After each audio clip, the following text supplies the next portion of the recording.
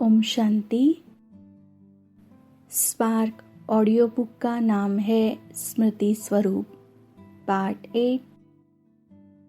आज समर्थ बाप अपने चारों ओर के सर्व समर्थ बच्चों को देख रहे हैं। हर एक समर्थ बच्चा अपनी समर्थी प्रमाण आगे बढ़ रहे हैं। इस समर्थ जीवन अर्थात सुखमय श्रेष्ठ सफलता संपन्न अलौकिक जीवन का आधार क्या है? आधार है एक शब्द, स्मृति। वैसे भी सारे ड्रामा का खेल है ही विस्मृति और स्मृति का। इस समय स्मृति का खेल चल रहा है। बाप दादा ने आप ब्राह्मण आत्माओं को परिवर्तन किस आधार पर किया? सिर्फ स्मृति दिलाई कि आप आत्मा हो, न कि शरीर। इस स्मृति ने कितना अलौकिक परिवर्तन कर लिया। सब कुछ बदल गया ना। मानव जीवन की विशेषता है ही स्मृति। बीज है स्मृति, जिस बीज से वृत्ति, दृष्टि, कृति, सारी स्थिति बदल जाती है। इसलिए गाया जाता है, जैसी स्मृति वैसी स्थिति। बाप ने फाउंडेशन स्मृति को ही परिवर्तन किया। जब फाउंडेशन श्रेष्ठ हुआ तो स्वतः ही पूरी जीवन श्रेष्ठ हो गई। चाहे सेवा अर्थ संसारी आत्माओं के साथ रहते हो, लेकिन मन सदा अलौकिक संसार में रहता है। इसको ही कहा जाता है स्मृति स्वरूप। कोई भी परिस्थिति आ जाए, लेकिन स्मृति स्वरूप आत्मा समर्थ होने कारण परिस्थिति को क्या समझती? यह तो खेल है। कभी घबराएगी नहीं, भले कितनी भी बड़ी परिस्थिति हो। लेकिन समर्थ आत्मा के लिए मंजिल पर पहुंचने के लिए यह सब रास्ते के साइड सीन्स है, अर्थात रास्ते के नजारे है। साइड सीन्स तो अच्छी लगती है ना। खर्चा करके भी साइड सीन देखने जाते हैं। यहाँ भी आजकल आबू दर्शन करने जाते हो ना। अगर रास्ते में साइड सीन्स न हो तो वह रास्ता अच्छा लगेगा? बोर हो जाएंगे। ऐसे स्मृति स्वरूप समर्थ स्वरूप आत्मा के लिए परिस्थिति कहो, पेपर कहो, विघ्न कहो, प्रॉब्लम्स कहो, सब साइड सीन्स है। स्मृति में है कि यह मंजिल के साइड सीन्स अनगिनत बार पार की है। नथिंग न्यू, इसका भी फाउंडेशन क्या हुआ? स्मृति। अगर यह स्मृति भूल जाती, अर्थात फाउंडेशन हिला, तो जीवन की पूरी बिल्डिंग हिलने लगती है। आप तो अचल है ना। सारी पढ़ाई के चारों सब्जेक्ट्स का आधार भी स्मृति है। सबसे मुख्य सब्जेक्ट है याद। याद अर्थात स्मृति। मैं कौन, बाप कौन। दूसरी सब्जेक्ट है ज्ञान।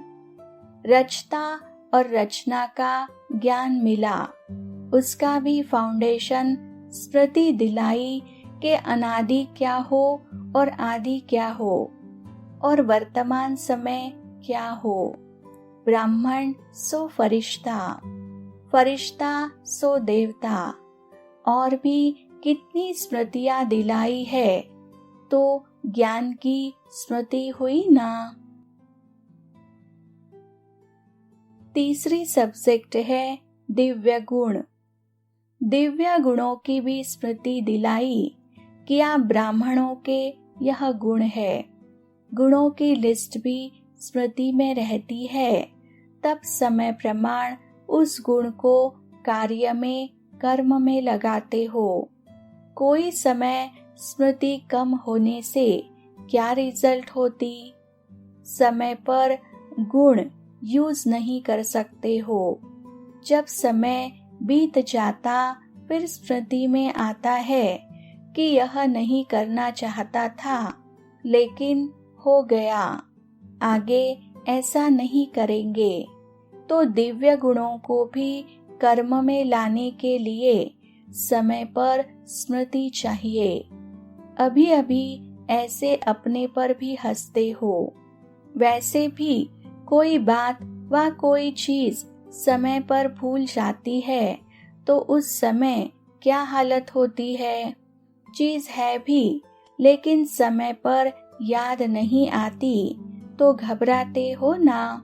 ऐसे यह भी समय पर स्मृति न होने के कारण कभी कभी घबरा जाते हो। तो दिव्य गुणों का आधार क्या हुआ? सदा स्मृति स्वरूप, निरंतर और नेचुरल दिव्य गुण सहज हर कर्म में, कार्य में लगता रहेगा। चौथी सब्जेक्ट है सेवा। इसमें भी अगर स्मृति स्वरूप नहीं बनते कि मैं विश्व कल्याणकारी आत्मा निमित्त हूँ, तो सेवा में सफलता नहीं पा सकते। सेवा द्वारा किसी आत्मा को स्मृति स्वरूप नहीं बना सकते। साथ साथ सेवा है ही स्वयं की और बाप की स्मृति दिलाना। तो 4 ही सब्जेक्ट्स का फाउंडेशन स्मृति हुआ ना। सारे ज्ञान के सार का एक शब्द हुआ स्मृति। इसलिए बाप दादा ने पहले से ही सुना दिया है कि लास्ट पेपर का क्वेश्चन भी क्या आने वाला है। लंबा चौड़ा पेपर नहीं होना है, एक ही क्वेश्चन का पेपर होना है और एक ही सेकंड का पेपर होना है। क्वेश्चन कौन सा होगा? नष्टो मोहा स्मृति स्वरूप। क्वेश्चन भी पहले से ही सुन लिया है ना। फिर तो सभी पास होने चाहिए। सभी नंबर 1 पास होंगे या नंबरवार पास होंगे? सभी टीचर्स तो स्मृति स्वरूप है ना। चारों ही सब्जेक्ट्स में स्मृति स्वरूप। मेहनत का काम तो नहीं है ना।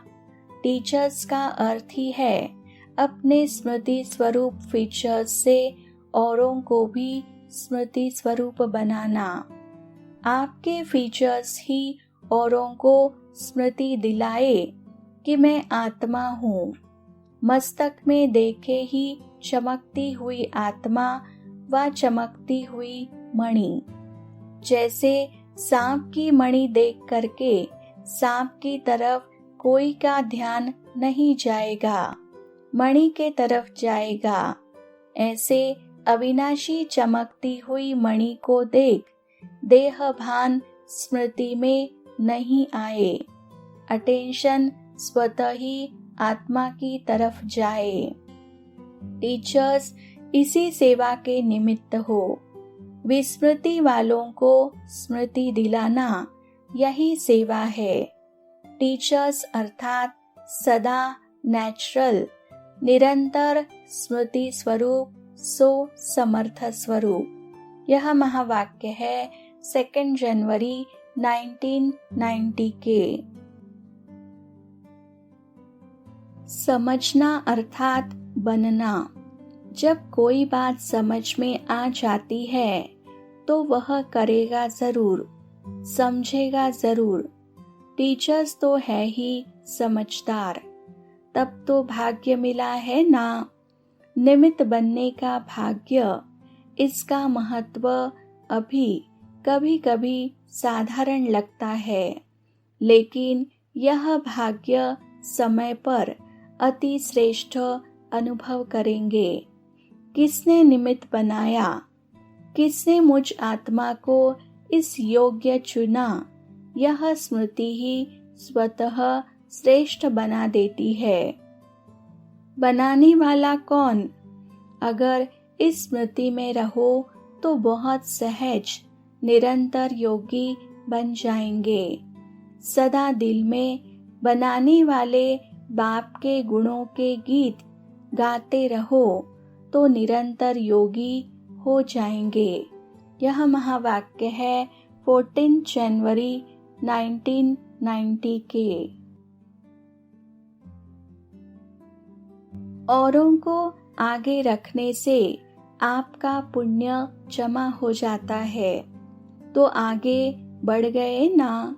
सदा यह लक्ष्य हर कदम में हो कि आगे बढ़ना और बढ़ाना है। जैसे बाप ने बच्चों को आगे किया, स्वयं बैकबोन रहा, लेकिन आगे बच्चों को किया, तो फॉलो फादर करने वाले हो ना। जितना यहाँ बाप को फॉलो करते हो उतना ही नंबरवार विश्व के राज्य तख्त पर भी नंबरवार फॉलो करेंगे। तख्त लेना है या तख्त नशीन को देखना है, बैठना है। सतयुग में तो 8 बैठेंगे, फिर क्या करेंगे? थोड़ा समय टेस्ट करेंगे। जब विश्व महाराजन अपने महल में जाएगा तो आप बैठकर देखेंगे, फिर क्या करेंगे? जितना इस समय सदा बाप के साथ खाते पीते रहते, खेलते, पढ़ाई करते, उतना ही वहाँ साथ रहते। तो ब्रह्मा बाप से बहुत प्यार है ना। बाप दादा को भी खुशी है कि ब्रह्मा बाप के लाडले ब्रह्मा कुमार और कुमारियां है। ब्रह्मा बाप के साथ अनेक जन्म समीप रहेंगे, साथ रहेंगे। 21 जन्म की तो गारंटी है। भिन्न नाम रूप से ब्रह्मा की आत्मा के साथ संबंध में रहेंगे। यह दिल में आता है या सुना है इसलिए कहते हो? है फीलिंग आती है?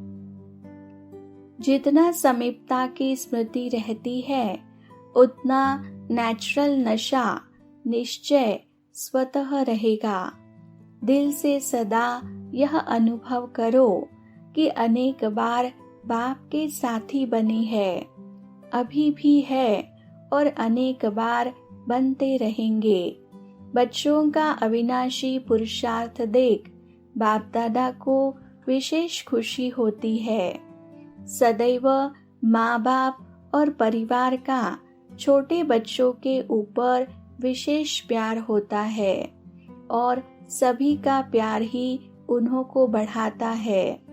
बाप दादा सदा देखते रहते हैं कि कौन सा बच्चा कितना आगे बढ़ रहा है और कितनी सेवा में वृद्धि कर रहा है। तो सदा यही वरदान याद रखना कि सदा निरंतर और नेचुरल पुरुषार्थ हो। इस वर्ष इसी वरदान को स्मृति में रख स्मृति स्वरूप बनना। हर एक समझे कि यह वरदान मेरा वरदान है। सदा अपने दिल में बाप के गुणों के गीत गाते रहते हो ना। ब्राह्मण बने और यह गीत ऑटोमेटिक बजता रहता है। यह कितना मीठा गीत है, खुशी का गीत है, दुख या वियोग का गीत नहीं है।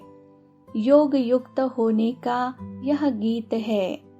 योगी आत्मा ही वह गीत गा सकती है, दुखी आत्मा नहीं गा सकती। गीत है ही क्या? वाह बाबा वाह, और वाह मैं श्रेष्ठ आत्मा वाह, वाह ड्रामा वाह। तो वाह वाह का गीत है, हाय हाय का नहीं। पहले थे हाय हाय के गीत, अभी है वाह वाह के गीत। कुछ भी हो जाए लेकिन आपके दिल से वाह निकलेगा, हाय नहीं। यह दिल के गीत है, मुख के नहीं। कोई भी बात होती है तो यह ज्ञान है कि नथिंग न्यू। हर सीन अनेक बार रिपीट की है। नथिंग न्यू की स्मृति से कभी भी हलचल में नहीं आ सकते, सदा ही अचल अटल रहेंगे। कोई नई बात होती है तो आश्चर्य से निकलता है, यह क्या, ऐसा होता है क्या। लेकिन नथिंग न्यू है तो क्या और क्यों का क्वेश्चन नहीं, फुल स्टॉप आ जाता है। तो फुल स्टॉप वाले हो या क्वेश्चन वाले हो या क्वेश्चन मार्क वाले हो, सबसे सहज बिंदी होती है। बच्चों को भी हाथ में पेंसिल देंगे तो पहले बिंदी लगाएगा, तो फुल स्टॉप बिंदी है। क्वेश्चन मार्क मुश्किल होता है। जो फुल स्टॉप देना जानते हैं वह फुल पास होते हैं। तो फुल पास होने वाले हो या धक्के से होने वाले हो, होना है तो फुल। धक्के से पास होने वाले को पास नहीं कहेंगे। कैसा भी बच्चा हो, अनजान हो, चाहे बड़ा भी है, लेकिन ज्ञान से उस समय अनजान है ना। अनजान के ऊपर कभी क्रोध नहीं किया जाता, रहम किया जाता है। तो फॉलो फादर करो। बाप दादा कभी गुस्सा करते हैं क्या? आप लोग गलतियां करते हो, बार बार भूल करते हो, विस्मृति में तो आते हो ना। तो बाप गुस्सा करता है क्या? तो फिर आप क्यों करते हो? बाप के आगे तो आप सब बड़े बड़े भी बच्चे हैं ना। जैसे बाप रहम का सागर है, ऐसे आप मास्टर हो। सदा शुभ भावना, शुभ कामना से परिवर्तन करो। बाप ने परिवर्तन किया, शुभ भावना रखी कि यह श्रेष्ठ आत्माएं है, ब्राह्मण आत्माएं है, तो परिवर्तन हो गया ना। तो फॉलो फादर करो। पहले अपने को देखो, मैं कितनी भूल करती हूँ। फिर बाप क्या करता है, उस जगह पर ठहर कर देखो तो कभी क्रोध नहीं आएगा। शुभ भावना, शुभ कामना की दृष्टि से स्वयं भी संतुष्ट रहेंगे। अनुभव है ना, संतुष्ट रहना ही संतुष्ट करना है। कुछ भी हो जाए, कितना भी कोई हिलाने की कोशिश करे, लेकिन संतुष्ट रहना है और करना है। यह सदा स्मृति रहे। अच्छा तो यही लगता है ना, संतुष्ट रहने वाला सदा मनोरंजन में रहेगा। तो यह वरदान याद रखना, ब्राह्मण अर्थात संतुष्ट, असंतुष्टता ब्राह्मण जीवन नहीं है। सबसे ज्यादा खुशी किसको रहती है? नशे से कहो हम नहीं खुश होंगे तो कौन होगा? यह नशा भी हो किंतु निर्माण, जैसे अच्छे वृक्ष की निशानी है, फल वाला होगा लेकिन झुका होगा, ऐसा नशा है। तो दोनों साथ साथ हो। आप सबकी नेचुरल जीवन ही यह हो गई है।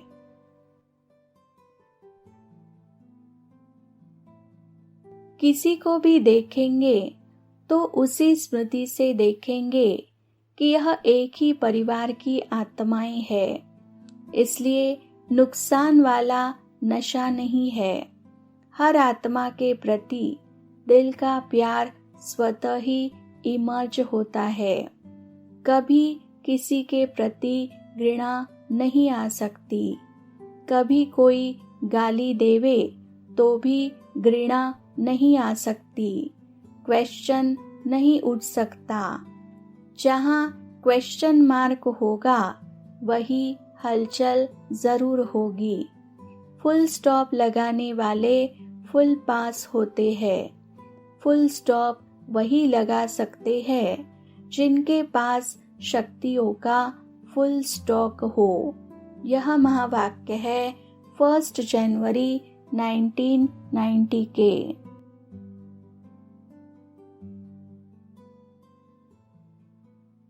स्मृति दिवस कहते हो तो सिर्फ ब्रह्मा बाप को याद किया व ब्रह्मा बाप द्वारा जो बाप ने स्मृतियाँ दिलाई है वह सर्व स्मृतियाँ स्मृति में आई।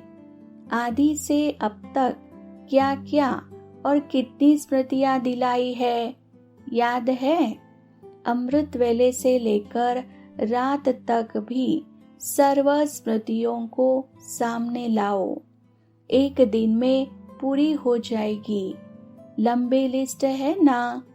स्मृति सप्ताह भी मनाओ तो भी विस्तार ज्यादा है, क्योंकि सिर्फ रिवाइज नहीं करना है लेकिन रियलाइज करते हो। इसलिए कहते ही हो स्मृति स्वरूप। स्वरूप अर्थात हर स्मृति की अनुभूति।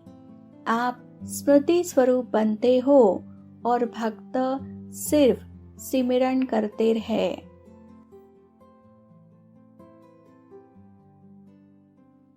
जैसे बाप का परिचय कितना बड़ा है, लेकिन आप लोग सार रूप में 5 बातों में परिचय देते हो।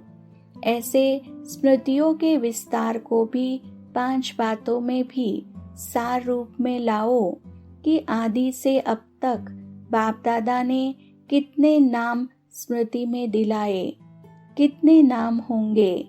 विस्तार है ना। एक एक नाम को स्मृति में लाओ और स्वरूप बन अनुभव करो।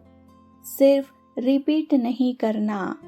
स्मृति स्वरूप बनने का आनंद अति न्यारा और प्यारा है। जैसे बाप आप बच्चों को नूरे रतन नाम की स्मृति दिलाते हैं। बाप के नैनों के नूर। नूर की क्या विशेषता होती है? नूर का कर्तव्य क्या होता है? नूर की शक्ति क्या होती है? ऐसी अनुभूतियाँ करो, अर्थात स्मृति स्वरूप बनो। इसी प्रकार हरेक नाम की स्मृति अनुभव करते रहो। यह एक दृष्टांत रूप सुनाया। ऐसे ही श्रेष्ठ स्वरूप की स्मृतियाँ कितनी है। आप ब्राह्मणों के कितने रूप है। जो बाप के रूप वह ब्राह्मणों के रूप है। उन सभी रूपों के स्मृति की अनुभूति करो। नाम, रूप, गुण, अनादि, आदि और अब ब्राह्मण जीवन के सर्व गुण स्मृति स्वरूप बनो।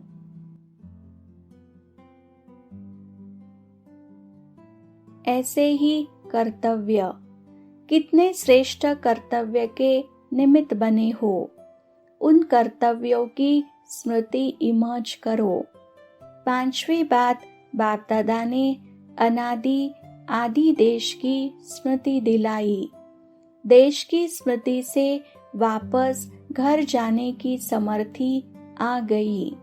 अपने राज्य में राज्य अधिकारी बनने की हिम्मत आ गई और वर्तमान संगम युगी ब्राह्मण संसार में खुशियों के जीवन जीने की कला स्मृति में आ गई। जीने की कला अच्छी रीति आ गई है ना। दुनिया मरने की कला में तेज जा रही है और आप ब्राह्मण सुखमय खुशियों के जीवन की कला में उड़ रहे हो। कितना अंतर है। तो स्मृति दिवस अर्थात सर्व स्मृतियों के रूहानी नशे का अनुभव करना। इन स्मृतियों में सदा ही लवलीन रहो।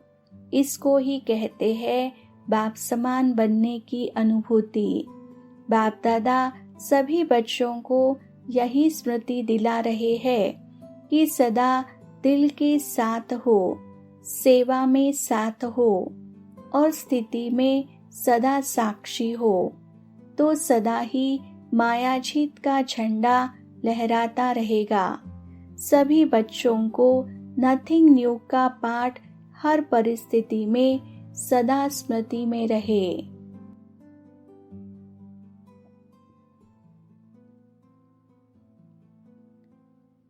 सदैव चलते फिरते उठते बैठते यह स्मृति रखो कि हम चैतन्य चित्र है।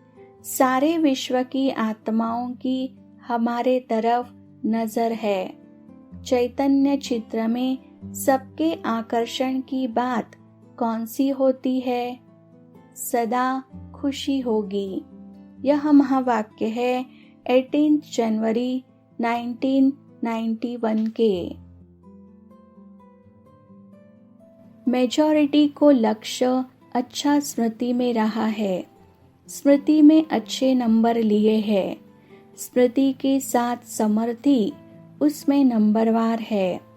स्मृति और समर्थी दोनों साथ साथ रहना, इसको कहेंगे नंबर 1 प्राइज के योग्य। स्मृति सदा हो और समर्थी कभी कभी व परसेंटेज में रहना, इसको नंबरवार की लिस्ट में कहेंगे। चाहे कितने भी नामी ग्रामी धर्मात्माएं हो गई हो या राजनेताएं होकर गए हो व आजकल के जमाने के हिसाब से वैज्ञानिक भी नामी ग्रामी है, लेकिन किसी भी देश में उस देश की इतनी महान आत्माओं के मंदिर हो, यादगार हो, पूजन हो, गायन हो, वह कहाँ भी नहीं होगा। चाहे विज्ञान में विदेश बहुत आगे है, लेकिन गायन और पूजन में नहीं है। वैज्ञानिकों का या राजनीतिज्ञों का गायन भी होता है, लेकिन उस गायन और देवात्माओं के गायन में कितना अंतर है। ऐसा गायन वहाँ नहीं होता।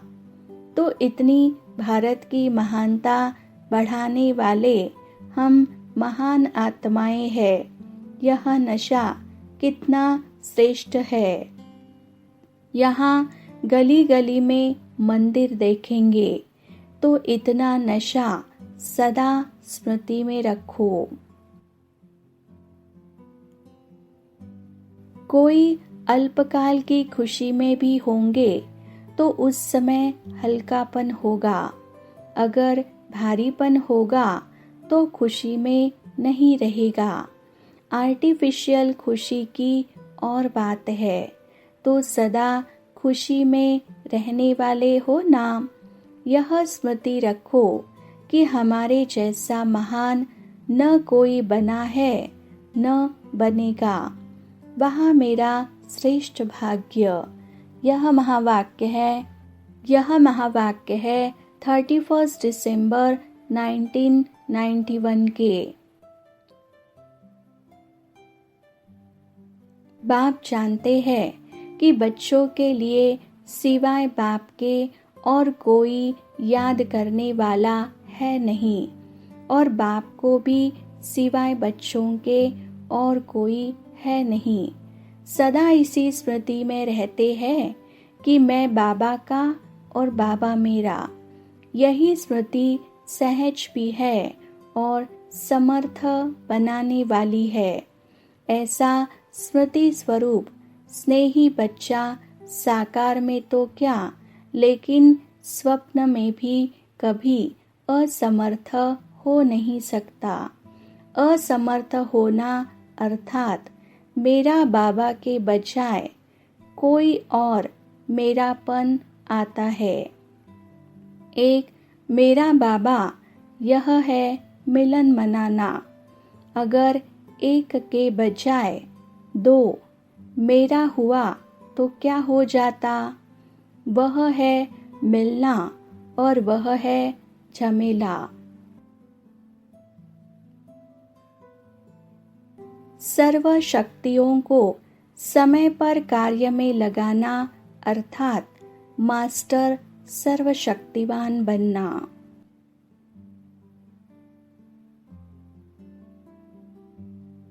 शक्तियों का पूजन देखकर क्या स्मृति में रहता है? अपने को चेक करते हो।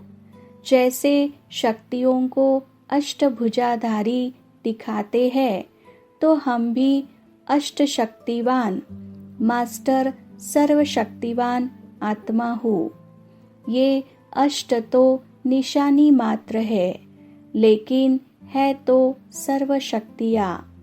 शक्तियों का नाम सुनते, शक्तियों का पूजन देखते सर्व शक्तियों की स्मृति आती है या सिर्फ देख कर के खुश हो? जड़ चित्रों में कितनी कमाल भर देते हैं तो चैतन्य का ही जड़ बनता है ना। तो चैतन्य में हम कितने कमाल के बने हैं अर्थात श्रेष्ठ बने हैं। तो यह खुशी होती है कि यह हमारा यादगार है। यह देवियों का है।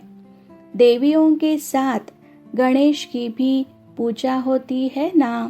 तो प्रैक्टिकल में ऐसे बने हैं तब तो यादगार बना है।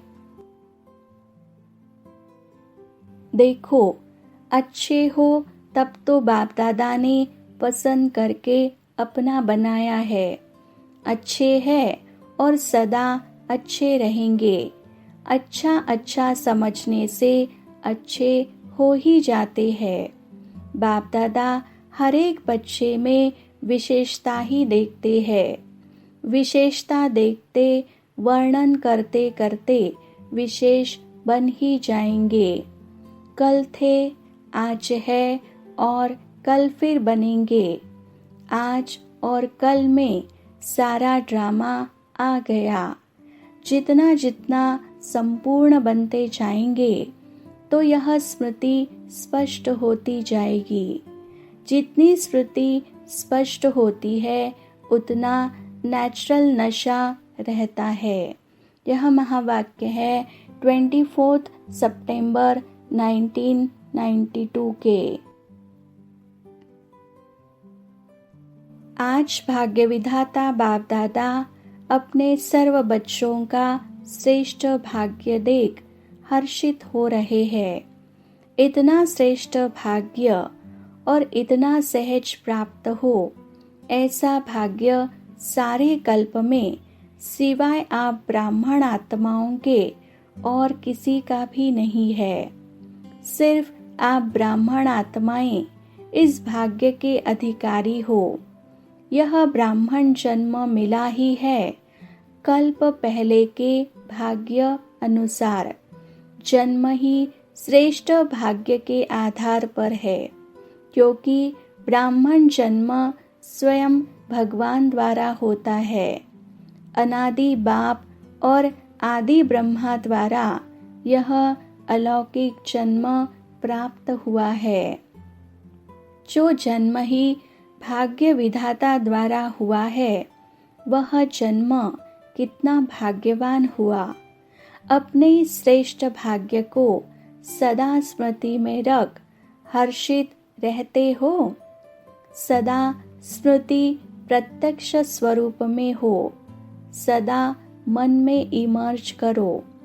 सिर्फ दिमाग में समाया हुआ है ऐसे नहीं, लेकिन हर चलन और चेहरे में स्मृति स्वरूप प्रत्यक्ष रूप में स्वयं को अनुभव हो और दूसरों को भी दिखाई दे कि इन्हों की चलन में, चेहरे में श्रेष्ठ भाग्य की लकीर स्पष्ट दिखाई देती है। कितने प्रकार के भाग्य प्राप्त है, उसकी लिस्ट सदा मस्तक पर स्पष्ट हो। सिर्फ डायरी में लिस्ट नहीं हो, लेकिन मस्तक बीच भाग्य की लकीर चमकती हुई दिखाई दे।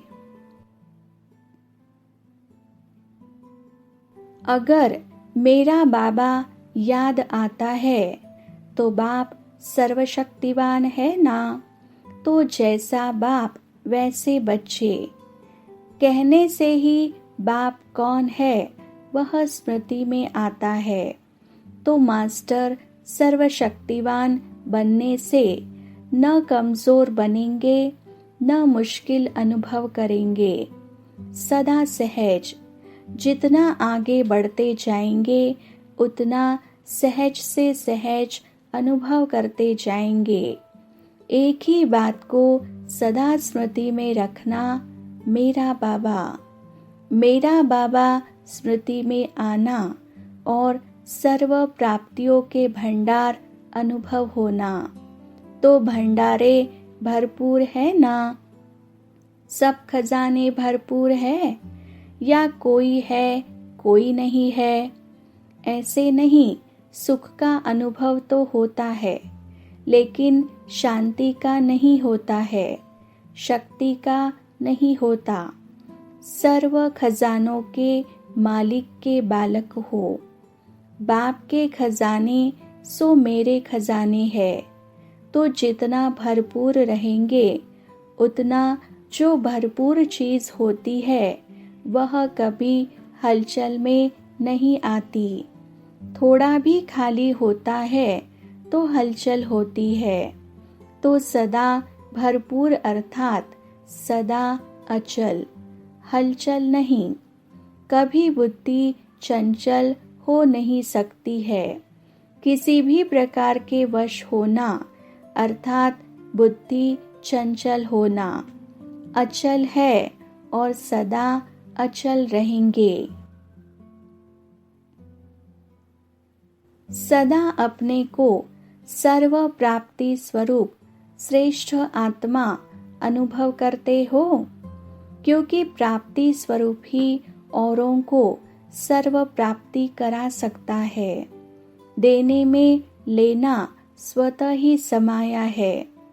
जब पा लिया तो पाने की खुशी में रहने वाले सदा ही एवर रेडी रहते हैं। कल भी विनाश हो जाए तो तैयार हो या थोड़ा टाइम चाहिए? एवर रेडी नष्टो मोहा स्मृति स्वरूप इसमें पास हो। एवर रेडी का अर्थ ही है नष्टो मोहा स्मृति स्वरूप। या उस समय याद आएगा कि पता नहीं बच्चे क्या कर रहे होंगे, कहाँ होंगे, छोटे छोटे पोत्रों का क्या होगा। यही विनाश हो जाए तो याद आएंगे। पति का भी कल्याण हो जाए, पोत्रे का भी कल्याण हो जाए, उन्हों को भी यहाँ ले आए, याद आएगा। बिजनेस का क्या होगा, पैसे कहाँ जाएंगे, रास्ते टूट जाए फिर क्या करेंगे। देखना अचानक पेपर होगा। यह महावाक्य है 3 अक्टूबर 1992 के। खुशनसीब वह जिसके चेहरे और चलन से सदा खुशी की झलक दिखाई दे। सभी अपने को सदा खुशनसीब आत्माएं समझते हो। खुशनसीब आत्माओं की निशानी क्या होगी? उनके चेहरे और चलन से सदा खुशी की झलक दिखाई देगी। चाहे कोई भी स्थूल कार्य कर रहे हो, साधारण काम कर रहे हो, लेकिन हर कर्म करते खुशी की झलक दिखाई पड़े। इसको कहते हैं निरंतर खुशी में मन नाचता रहे। ऐसे सदा रहते हो या कभी बहुत खुश रहते हो कभी कम। खुशी का खजाना अपना खजाना हो गया तो अपना खजाना सदा साथ रहेगा ना, या कभी कभी रहेगा? बाप के खजाने को अपना खजाना बनाया है या भूल जाता है अपना खजाना? अपनी स्थूल चीज तो याद रहती है ना, वह खजाना आंखों से दिखाई देता है, लेकिन यह खजाना आंखों से नहीं दिखाई देता। दिल से अनुभव करते हो तो अनुभव वाली बात कभी भूलती है क्या? तो सदा यह स्मृति में रखो कि हम खुशी के खजाने के मालिक है। जितना खजाना याद रहेगा उतना नशा रहेगा। तो यह रूहानी नशा औरों को भी अनुभव कराएगा कि इनके पास कुछ है। परमात्मा प्यार की पालना का अनुभव करने के लिए हर कार्य न्यारे होकर करो।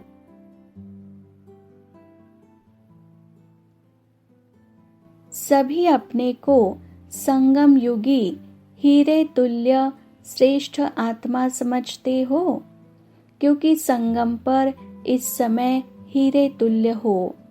सतयुग में सोने तुल्य बनेंगे, लेकिन इस समय सारे चक्र के अंदर श्रेष्ठ आत्मा का पाठ बजा रहे हो। तो हीरे समान जीवन अर्थात इतनी अमूल्य जीवन बनी है। सबसे बड़ी मूल्यवान जीवन संगम युग की है। तो ऐसी स्मृति रहती है कि इतने श्रेष्ठ है, क्योंकि जैसी स्मृति होगी वैसी स्थिति होगी। अगर स्मृति श्रेष्ठ है तो स्थिति साधारण नहीं हो सकती। अगर स्थिति साधारण है तो स्मृति भी साधारण है। तो सदा सर्वश्रेष्ठ मूल्यवान जीवन अनुभव करने वाली आत्मा हूँ, यह स्मृति में इमर्ज रहे। ऐसे नहीं कि मैं हूँ ही। मालूम है कि हम हीरे तुल्य है, लेकिन स्मृति में इमर्ज रूप में रहता है और उसी स्मृति से उसी स्थिति से हर कार्य करते हो, क्योंकि हीरे तुल्य जीवन व हीरे तुल्य स्थिति वाले का हर कर्म हीरे तुल्य होगा, अर्थात मूल्यवान होगा, ऊंचते ऊंचा होगा। इतना नशा स्मृति में रखो जो सबको चलते फिरते दिखाई दे कि यह कोई विशेष आत्माएं है। जैसे हीरा कितना भी मिट्टी में छिपा हुआ हो, लेकिन फिर भी अपनी चमक दिखाता है। तो चाहे आप कितने भी साधारण वायुमंडल में हो, कितने भी बड़े साधारण व्यक्तियों के बीच हो, लेकिन विशेष आत्मा अलौकिक आत्मा दिखाई दो। सदा मायाजीत अर्थात सदा बाप के समीप संग में रहने वाले। कोई की ताकत नहीं जो बाप के संग से अलग कर सके। ऐसे चैलेंज करने वाले हो ना। इतना दिल से आवाज निकले कि हम नहीं विजयी बनेंगे तो और कौन बनेंगे। कल्प पहले बने थे। सदा यह स्मृति में अनुभव हो, हम ही थे, हम ही हैं और हम ही रहेंगे। देवताई शान से भी ऊंचा ये ब्राह्मण शान है। देवताई ताज और तख्त से ऊंचा तख्त अभी है। तो तख्त पर बैठना आता है या खिसक जाते हो नीचे? सभी को तख्त और तिलक मिला है, ताज भी मिला है, सेवा का ताज मिला है। तो ताज माथे में रुकता है या उतर जाता है?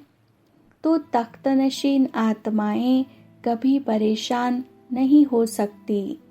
तख्त कोई छीन लेता है तो परेशान होते हैं। तो सदा अपनी प्राप्तियों की स्मृति में रहो। सदा अपनी बुद्धि में सर्व प्राप्तियों की लिस्ट रखो। कॉपी में नहीं, बुद्धि में रखो। अगर प्राप्तियों की लिस्ट सामने रहे तो सदा अपना श्रेष्ठ शान स्वतः स्मृति में रहेगा। एक भी प्राप्ति को सामने रखो तो कितनी शक्ति आती है। और सर्व प्राप्तियां स्मृति में रहे तो सर्वशक्तिवान स्थिति सहज हो जाएगी।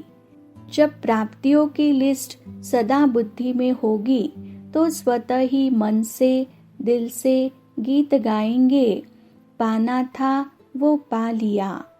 सदा खुशी में नाचते रहेंगे, पा लिया। दुनिया वाले पाने के लिए भटक रहे हैं और आप कहेंगे पा लिया, ठिकाना मिल गया, भटकना समाप्त हो गया। अभी मन व्यर्थ संकल्पों में भटकता है।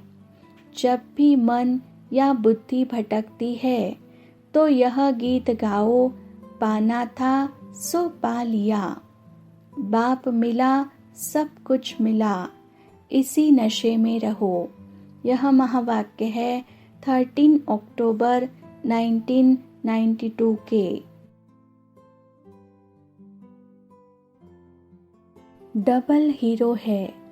इस पोजीशन की स्मृति से हर कर्म श्रेष्ठ होगा।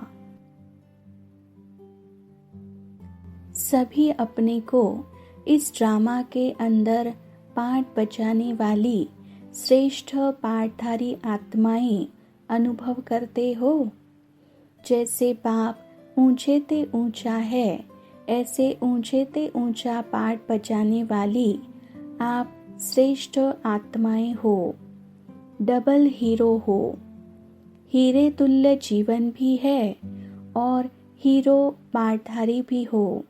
तो कितना नशा हर कर्म में होना चाहिए।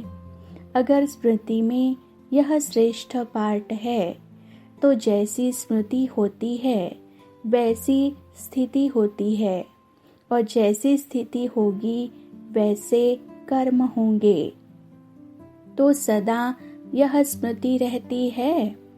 जैसे शरीर रूप में जो भी हो, जैसा भी हो, वह सदा याद रहता है ना। तो आत्मा का ऑक्यूपेशन, आत्मा का स्वरूप जो है, जैसा है, वह भी याद रहना चाहिए ना। कोई क्लर्क है, कोई वकील है, बिजनेस करने वाला है तो भूलता नहीं। ऐसे यह ब्राह्मण जीवन का ऑक्यूपेशन कि मैं हीरो पाठधारी हूँ, यह पक्का होना चाहिए और नेचुरल होना चाहिए। तो चेक करो कि ऐसे नेचुरल जीवन है। यह स्मृति सदा रहनी चाहिए कि हम डबल हीरो है। इस नशे में नुकसान नहीं है, दूसरे नशे में नुकसान है। यह हद का नशा नहीं है, बेहद का रूहानी नशा है। उस नशे में भी सब बातें स्वतः ही भूल जाती है, भूलनी नहीं पड़ती है। यह रूहानी नशा जब होता है तो हद की बातें भूल जाती है, भूलने की मेहनत नहीं करनी पड़ती है। जब यह स्मृति रहती है कि मैं हीरो पाठधारी आत्मा हूँ, तो स्वतः ही हर कर्म श्रेष्ठ होता है। हर कर्म से सभी को अनुभव होगा कि यह कोई विशेष आत्मा है, साधारण नहीं। विघ्न विनाशक वही बन सकता है जो सदा सर्व शक्तियों से संपन्न होगा। कोई भी विघ्न विनाश करने के लिए क्या आवश्यकता है? शक्तियों की ना। अगर कोई शक्ति नहीं होगी तो विघ्न विनाश नहीं कर सकते। इसलिए सदा स्मृति रखो कि बाप के सदा साथी है और विश्व के विघ्न विनाशक है। विघ्न विनाशक के आगे कोई भी विघ्न आ नहीं सकता। अगर अपने पास ही आता रहेगा तो दूसरे का क्या विनाश करेंगे? कोई भी खजाना अगर कम होगा तो समय पर विजय प्राप्त नहीं कर सकेंगे। तो सदा अपना स्टॉक चेक करो कि सर्व खजाने हैं, सर्व शक्तियाँ हैं, क्योंकि बाप ने सभी को सर्व शक्तियाँ दी है। या किसको कम दी है, किसको ज़्यादा दी है? सबको सर्व शक्तियाँ दी है ना।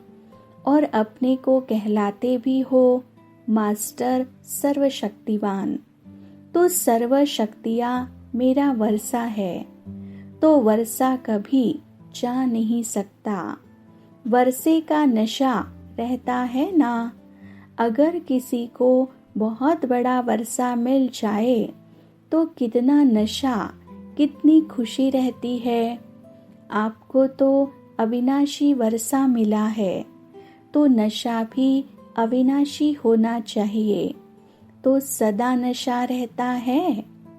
बालक अर्थात मालिक, यह महावाक्य है 3 नवंबर 1992 के। यह तो श्रेष्ठ भाग्य है जो भगवान के दिल तख्त नशीन बनने का भाग्य मिला है। इससे बड़ा भाग्य कोई हो सकता है? ऐसे प्राप्त हुए श्रेष्ठ भाग्य को भूल तो नहीं जाते हो? तो सदैव तख्त नशीन आत्माएं हैं, इस स्मृति में रहो। जो दिल में समाया हुआ रहेगा, परमात्मा दिल में समाये हुए को और कोई हिला सकता है? दिल तख्त नशीन आत्माएं सदा सेफ है, माया के तूफान से भी और प्रकृति के तूफान से भी। दोनों तूफान से सेफ। न माया की हलचल हिला सकती है और न प्रकृति की हलचल हिला सकती है। सदा यह याद रखो कि हम दिलाराम के दिल तख्त नशीन है। यह स्मृति ही तिलक है। तिलक है तो तख्त नशीन भी है। इसीलिए जब तख्त पर बैठते हैं तो पहले राज्य तिलक देते हैं। तो यह स्मृति का तिलक ही राज्य तिलक है। तो तिलक भी लगा हुआ है या मिट जाता है कभी? तिलक कभी आधा रह जाता है और कभी मिट भी जाता है, ऐसे तो नहीं। यह अविनाशी तिलक है, स्थूल तिलक नहीं है। जो तख्त नशीन होता है उसको कितनी खुशी होती है, कितना नशा होता है। आजकल के नेताओं को तख्त नहीं मिलता, कुर्सी मिलती है, तो भी कितना नशा रहता है। हमारी पार्टी का राज्य है, वो तो कुर्सी है, आपका तो तख्त है।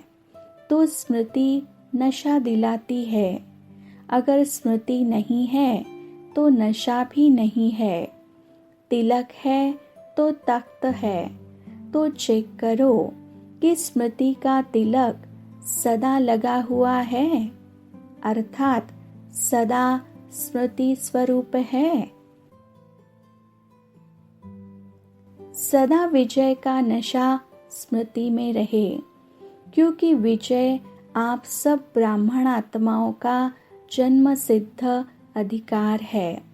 तो जन्म सिद्ध अधिकार प्राप्त करना मुश्किल होता है या सहज होता है? कितनी बार विजयी बने हो? तो कल्प कल्प की विजयी आत्माओं के लिए फिर से विजयी बनना मुश्किल होता है क्या? अमृत वेले सदा अपने मस्तक में विजय का तिलक अर्थात स्मृति का तिलक लगाओ। यह महावाक्य है 21 नवंबर 1992 के। सभी को डबल नशा रहता है कि मैं श्रेष्ठ आत्मा मालिक भी हूँ और फिर बालक भी हूँ। एक है मालिकपन का रूहानी नशा और दूसरा है बालकपन का रूहानी नशा। यह डबल नशा सदा रहता है या कभी कभी रहता है? बालक सदा हो या कभी कभी हो? बालक सदा बालक ही है ना? परमात्मा बालक है और फिर सारे आदि मध्य अंत को जानने वाले मालिक है। तो ऐसा मालिकपन और ऐसा बालकपन सारे कल्प में और कोई समय नहीं रह सकता। सतयुग में भी परमात्मा बच्चे नहीं कहेंगे, देवात्माओं के बच्चे हो जाएंगे। तीनों कालों को जानने वाले मालिक, यह मालिकपन भी इस समय ही रहता है।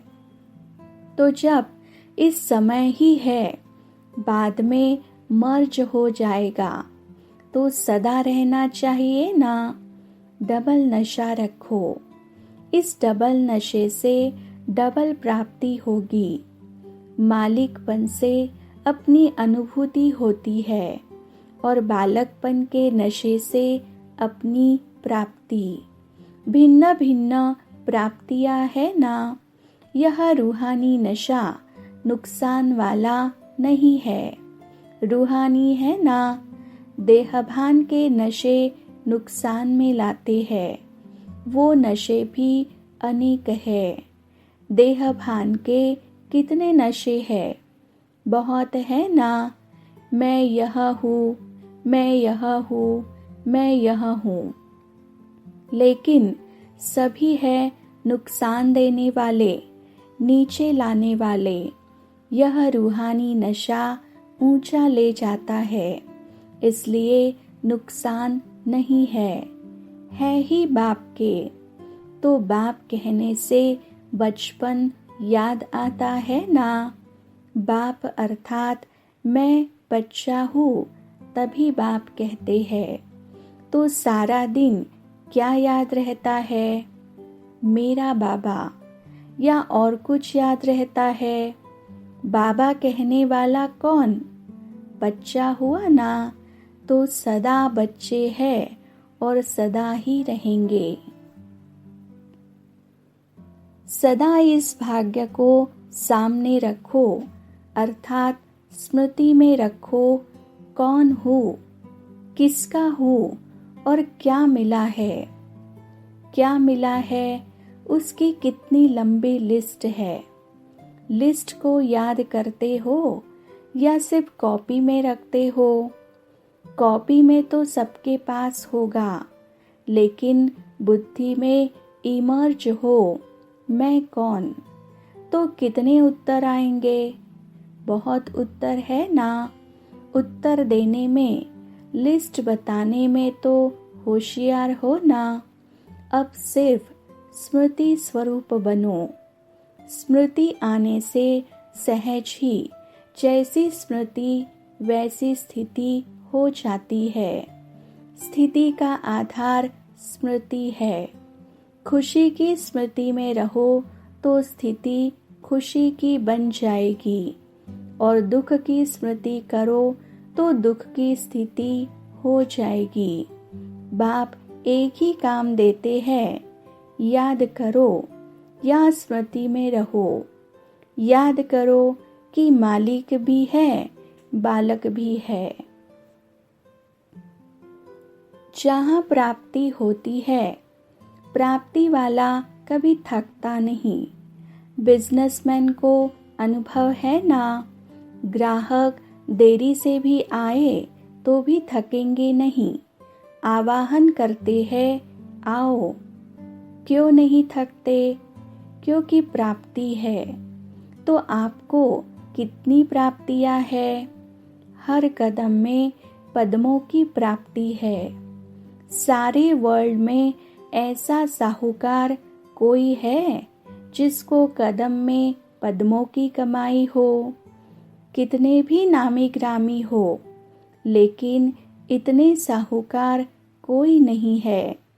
चक्कर लगाकर आओ, देखो विदेश में कोई मिल जाए, कितना भी बड़ा हो, लेकिन आपके आगे वह कुछ भी नहीं है। तो इतनी बड़ी प्राप्ति वाले कभी थक नहीं सकते। प्राप्ति को भूलना अर्थात थकना।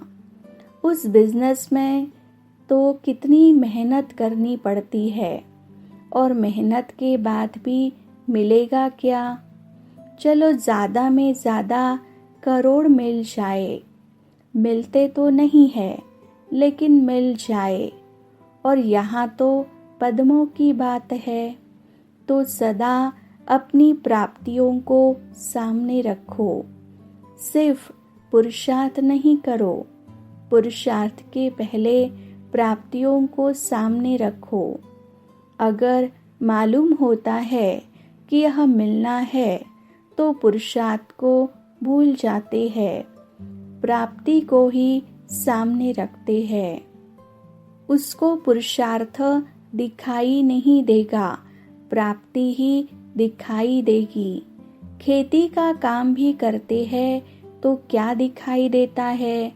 मेहनत दिखाई देती है या फल दिखाई देता है? फल की खुशी होती है ना। तो यह स्मृति रखने से कभी थकेंगे नहीं, न थकेंगे, न गति तीव्र से धीमी होगी, सदा तीव्र गति होगी। सदा स्मृति रखो कि मैं आत्मा तो हूँ, लेकिन कौन सी आत्मा? राजा आत्मा, राज्य अधिकारी आत्मा हूँ, साधारण आत्मा नहीं हूँ। राज्य अधिकारी आत्मा का नशा और साधारण आत्मा का नशा, इसमें कितना फर्क होगा। तो राजा बन अपनी राज्य कारोबार को चेक करो। कौन सी कर्मेंद्रिय बार बार धोखा देती है? अगर धोखा देती है तो उसको चेक करके अपनी ऑर्डर में रखो। अगर अलबेले होकर छोड़ देंगे तो उसकी धोखा देने की आदत और पक्की हो जाएगी। और नुकसान किसको होगा? अपने को होगा ना। इसलिए क्या करना है? अकाल तख्त नशीन बन चेक करो। सदा अपने मस्तक पर विजय का तिलक लगा हुआ अनुभव होता है।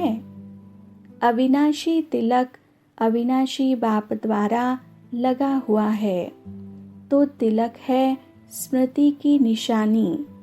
तिलक सदा मस्तक पर लगाया जाता है।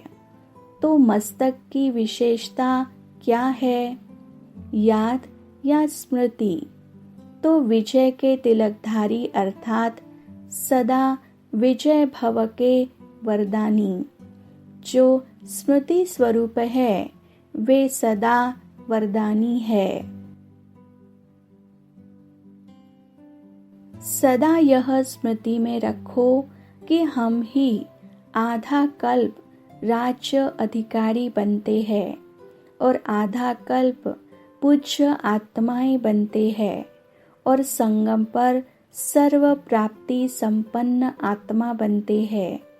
तो सारा कल्प भरपूर हो ना, क्योंकि इस समय की संपन्नता सारे कल्प राज्य के रूप में और पूज्य रूप में चलती है।